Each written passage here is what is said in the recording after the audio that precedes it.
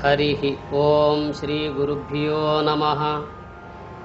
ओं अचिन्त्याव्यक्तरूपाय निर्गुणाय गुणात्मने समस्तजगदाधार मूर्तये ब्रह्मणे नमः।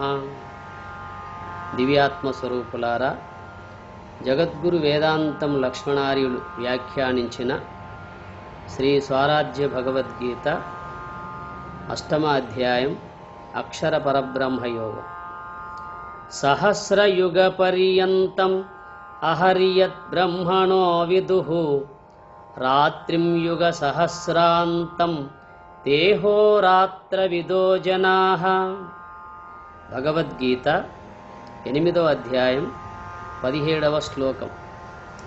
సహస్ర యుగ పర్యంతం అహః యత్ బ్రహ్మణః విదుః రాత్రిం యుగ సహస్రాంతం తే అహః రాత్ర విదః జనాః. ఏ జనాః, ఏ జనులు, అహోరాత్ర విదః రేయింబవల్ల నెరిగినవారో, తే బ్రహ్మణః వారు చతుర్ముఖ బ్రహ్మకు, యత్ అహః తత్ ఏది పగలో దానిని, సహస్ర యుగ పర్యంతం 1000 యుగముల పరిమితి గల దానిగను, రాత్రిం యుగ సహస్రాంతం రాత్రిని 1000 యుగముల పరిమితి గల దానిగను విదుః తెలియుదు. అర్జున, ఏ జనులు రేయింబవల్ల నెరిగినవారో వారు చతుర్ముఖ బ్రహ్మకు ఏది పగలో దానిని 1000 యుగముల పరిమితి గల దానిగను, రాత్రిని 1000 యుగముల పరిమితి గల దానిగను తెలియుదురు అని పరమాత్మ అర్జునునితో అంటున్నాడు. అర్జున, లోకంలో ఎవరైతే ఈ రాత్రి పగళ్ళ యొక్క విషయం తెలిసి ఉన్నారో వాళ్ళు ఆ సృష్టికర్త చతుర్ముఖ బ్రహ్మకు 1000 యుగములు ఆయనకు పగలుగాను, మరొక 1000 యుగములు ఆయనకు రాత్రిగాను తెలియగలరు అని చెబుతున్నాడు. ఈ రాత్రి పగలు అనేది ఈశ్వర సృష్టిలోని ఒక భాగం. సమస్త జీవులు నిద్రాసుఖాన్ని పొందే కోసం రాత్రిని, సమస్త జీవులు మేలుకొని వ్యవహరించే కోసం పగలును, ఇదంతా ఆయన యొక్క నిర్మాణంలోని భాగం. అయితే ఇది మానవులకు గొప్పదిగా అనిపించడం లేదు. మరి ఈ పగలెందుకు, ఈ రాత్రి ఎందుకు, ఈ సృష్టికి కర్త ఎవరు, దీన్ని కొనసాగించే వాడు ఎవడు అన్నటువంటి విషయం తెలియక ఉన్నారు గనక ఈ రాత్రి అంటే ఏమిటో పగలంటే ఏమిటో తెలిసిన వారే ఆ సృష్టికర్త బ్రహ్మకు 1000 యుగములు పగలని 1000 యుగములు రాత్రి అని తెలియగలరు అని చెబుతున్నాడు. ఎందువల్ల అంటే 4 యుగములు గడిస్తే ఒక మహాయుగం అన్నారు. అట్టి మహాయుగములు 1000 గడిచితే బ్రహ్మదేవుడికి ఒక పగలు. అట్లాగే మరొక 1000 మహాయుగములు గడిచిపోతే ఒక రాత్రి అయిపోతుంది. త్రేతాయుగము, కృతయుగము, ద్వాపర యుగము, కలియుగమని మనకు 4 యుగాలు చెబుతారు. ఈ 4 యుగాల యొక్క కాల పరిమాణం అంతా చేరితే దాన్ని ఒక మహాయుగం అంటారు. ఎట్లా అంటే 17,28,000 సంవత్సరములు కృతయుగం, 12,96,000 సంవత్సరములు త్రేతాయుగం, 8,64,000 సంవత్సరములు ద్వాపర యుగం, 4,32,000 సంవత్సరములు కలియుగం. మొత్తం కలిపితే 43,20,000 సంవత్సరములు. ఈ 43,20,000 సంవత్సరములే ఒక మహాయుగమని అవగతమవుతుంది. ఇట్టి మహాయుగములు 1000 గడిచిపోతే ఆ సృష్టికర్త బ్రహ్మకు ఒక పగలు, మరొక 1000 గడిచిపోతే ఆయనకు రాత్రి అయిపోతుంది. అందువల్ల బ్రహ్మ ఈ విధంగా చేయగలుగుతున్నాడంటే ఆయన యొక్క నిర్మాణములోని భాగమే. అందువల్ల బ్రహ్మ, విష్ణు, రుద్రుడు, పరబ్రహ్మ, పరమాత్మ అని మనం చెప్పుకుంటూ ఉంటాం. సమిష్టిలో సృష్టికర్త బ్రహ్మ, సమిష్టిలో పోషణకర్త విష్ణువు, సమిష్టిలో లయకర్త రుద్రుడు, సమిష్టిలో తిరోధానకర్త పరబ్రహ్మ, ఎంతటికి ఆధారమైన వాడు పరమాత్మ. అట్లాగే వ్యష్టిలో విచారించితే బ్రహ్మ అంటే మనస్సు, విష్ణువు అంటే బుద్ధి, రుద్రుడంటే అహంకారము, పరబ్రహ్మ అంటే తెలివి, పరమాత్మ అంటే మనలో ఉన్న ప్రత్యేగాత్మ స్వరూపం.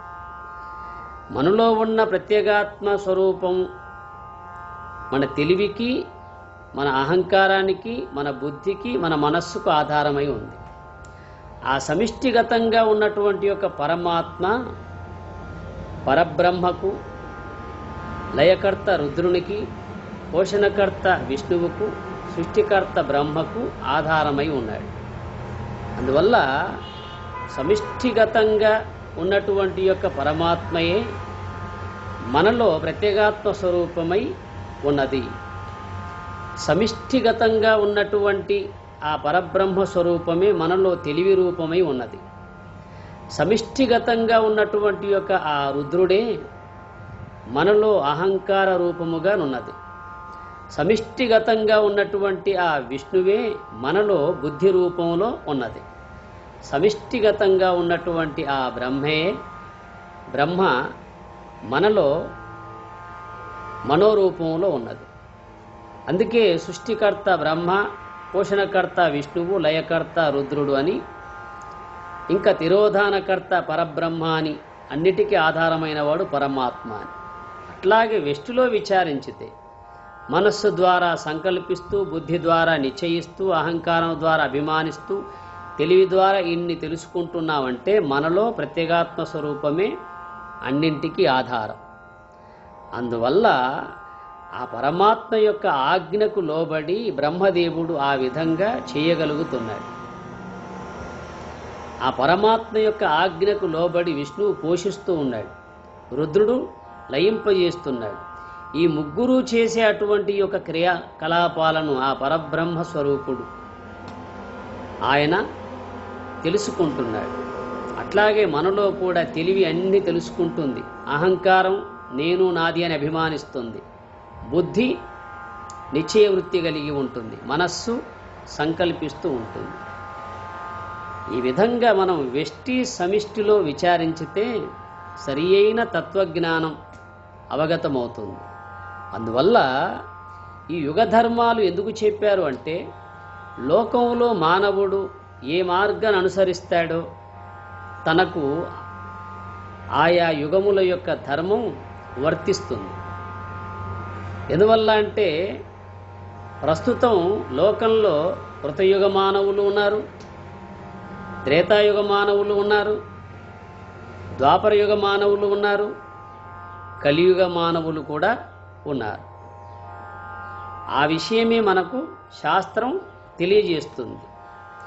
కలిశయానో భవతి సంజిహానస్తు ద్వాపరః ఉత్తిష్టత్రేతా భవతి కృతం సంబధ్యతే చరన్ అని ఉపనిషత్తులో ఈ విధంగా తెలుపబడింది. కలిహి శయానో భవతి సంజిహానస్తు ద్వాపరః ఉత్తిష్టత్రేతా భవతి కృతం సంపద్యతే చరన్. అజ్ఞానంలో పడి ఉండడం కలియుగ లక్షణం, జ్ఞానంలో మెలకువగలిగి ఉండడం ద్వాపరయుగ లక్షణం, ధైర్యముతో లేచి నిల్చోవడం త్రేతాయుగ లక్షణం, జ్ఞాన మార్గంలో ముందుకు నడవడం కృతయుగ లక్షణం. చక్కని సందేశం ఇది. ఎట్లా అంటే ఆయా ప్రవర్తన కలిగి ఉన్న మానవులకు ఇది వర్తిస్తూ ఉంటుంది. కలిశయానో భవతి, అంటే అజ్ఞానములో పడి ఉండడం కలియుగ లక్షణం. అట్లాగే సంజిహానస్తు ద్వాపర, జ్ఞానములో మెలకువగలిగి ఉండడం ద్వాపర యుగ లక్షణం. ఉత్తిష్ట త్రేతా భవతి, ధైర్యముతో లేచి నిలుచోవడం త్రేతాయుగ లక్షణం. కృతం సంపద్యతే చరన్, జ్ఞాన మార్గంలో ముందుకు నడవడం కృతయుగ లక్షణం అన్నారు. మరి ఇందులో మనం ఏ కోవకు చెందిన వారమో అర్థం మనమే చేసుకోవాలి. ఎందువల్ల అంటే ఇంతకంటే మించి శాస్త్రం మనల్ని హెచ్చరించదు. ఈ హెచ్చరికతో మనం జ్ఞానవంతులం కావాలి. ఇదే విషయాన్ని ఆముక్తమాల్యద అనే గ్రంథంలో శ్రీకృష్ణదేవరాయలు తెలియజేశాడు. అలసత పరున్నమని జుండు కలియుగంబు, ద్వాపరం బెన్న కూర్చున్నవాడు, త్రేతయుత్థితుడు యాయి మరి కృతయుగమటన్న సముచిత మనోక్తి, ఋగ్బ్రాహ్మణమున వినవి. ఋగ్వేదములోని బ్రాహ్మణమనే విషయాన్ని తెలుగు పద్యంలో రచించాడు ఆయన. అది అలసత పరున్నమనుజుండు కలియుగంబు, ద్వాపరం వెన్న కూర్చున్నవాడు, త్రేతయుత్థితుడు యాయి మరి కృతయుగమటన్న సముచిత మనోక్తి, ఋగ్బ్రాహ్మణమున వినవే. సోమరితనముతో పరున్నవాడు కలియుగం వంటివాడు, విచారింపగా కూర్చున్నవాడు ద్వాపరయుగం వంటివాడు, లేచి నిలుచున్నవాడు త్రేతాయుగం వంటివాడు, సంచరించువాడు కృతయుగం వంటివాడు అని చెప్పాడు. ఏ జ్ఞాన మార్గాన్నైతే తెలియకుండా కేవలం అజ్ఞానం అనే నిద్రలో ఉన్నాడో ఆ మానవులను సోమరితనముతో పోల్చి పడుకున్నవాడు ఇతడు కలియుగ ధర్మం వంటి వాడని చెబుతున్నాడు. ఏ మానవుడైతే తత్వ విచారం చేస్తూ కాస్తో కూస్తో కూర్చున్నాడో అతడు ద్వాపరయుగం వంటివాడు.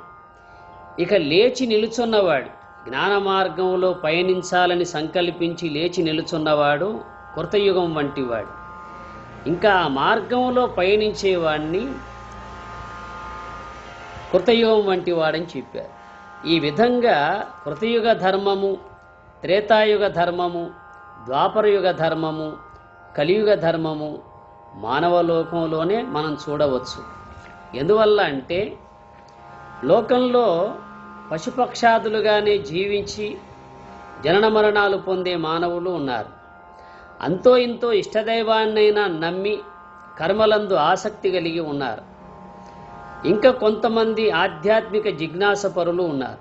ఇంకా కొంతమంది అంతర్ముఖ వృత్తి రూప ఆ తురీయమునందు ఉండగలుగుతున్నారు. ఎందువల్ల ఆ తురీయాతీతమనబడే బ్రాహ్మీ స్థితిని పొందగోరేవారు.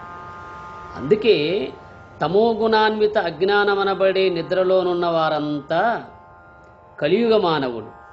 రజోగుణాన్విత కర్మలందాసక్తి గలవారు ద్వాపరయుగ మానవులు. సత్వగుణాన్విత జ్ఞాన మార్గంలో ఉన్నవారు త్రేతాయుగ మానవులు. శుద్ధ సాత్విక బ్రహ్మాకార వృత్తియగు తురీయమునందున్నవారు కృతయుగ మానవులు. ఇవియే యుగ ధర్మములు. అందువల్ల కృతయుగంలో ధర్మము 4 పాదములయందు నడిచిందని, త్రేతాయుగంలో ధర్మము 1 పాదం క్షీణించి 3 పాదాల మీద నడిచిందని, ద్వాపర యుగంలో 2 పాదాలు క్షీణించి 2 పాదాల మీద నడిచిందని, ఈ కలియుగంలో ధర్మము 1 కాలు మీద నడుస్తుందని చెప్పుకుంటున్నాం. ఇంకా 1 కాలు మీద కూడా కుంటుతుందని చెప్పవచ్చు. అందువల్ల తిరిగి స్థూలదేహ సుఖాలు పొందేవాడు కలియుగ మానవుడు. కాస్తో కూస్తో ఈ మార్గం వైపు పయనించాలని సంకల్పించేవాడు ద్వాపరయుగ మానవుడు. పయనించేవాడు త్రేతాయుగ మానవుడు. ఆ ప్రయాణములో ఉండి మోక్షాన్ని పొందగోరేవాడు తురీయస్థుడు కృతయుగ మానవుడు. అందుకే మనలోనే ఈ యుగాలకు స్థానాలు చెప్పారు. కలియుగము, ద్వాపర యుగము, త్రేతాయుగము, కృతయుగము. కృతయుగం వంటివాడు తురియములో ఉండేవాడు. త్రేతాయుగం వంటివాడు ఏది సత్యము ఏది అసత్యమని పరిశీలించి పరీక్షించేవాడు. శ్రవణం చేసేవాడు ద్వాపర యుగము. ఇవేమీ చేయక తిరిగేవాడు కలియుగము, కలియుగ మానవుడు.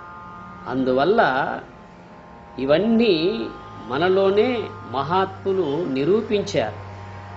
అందుకే మనం కృతయుగం వంటి మానవులం కాకపోయినా కనీసం శ్రవణ మనన నిధిధ్యాసాలు కలిగి ఉన్న వాళ్ళమైతే త్రేతాయుగ మానవులం అవుతాం. అలా కాకుండా కేవలం సత్కర్మలు చేస్తూ కాలయాపన చేసిన ద్వాపరయుగ మానవులమై ఉంటాం. ఇది ఏవీ కాక కేవలం ఈ దేహేంద్రియ సుఖాలు మాత్రమే పరమావధిగా భావిస్తే కలియుగ మానవులుగానే మిగిలిపోతాం. అందువల్ల మన వేదాంత తత్వశాస్త్రాలన్నీ ఈ కలియుగ మానవులే కాకుండా, ద్వాపరయుగ మానవులే కాకుండా త్రేతాయుగ మానవులుగా నైనా ఉండి ఆ కృతయుగ ధర్మాన్ని ఆశ్రయించమని తెలియజేస్తున్నాయి. అందువల్ల ఎవరైతే ఆ తురీయమునందు ఉండి తురీయాతీతము పొందగోరుతున్నారో, ఆ వైపు ప్రయాణం చేస్తున్నారో వాళ్ళే కృతయుగ ధర్మాన్ని అనుసరిస్తున్నారని మనం గ్రహించగలగాలి. అట్టి స్థితి సద్గురునాథుడు సర్వేశ్వరుడు మీ అందరికీ కలగాలని కోరుతూ తదీశ్వరుణ్ణి ప్రార్థిస్తూ హరి ఓం తత్సత్.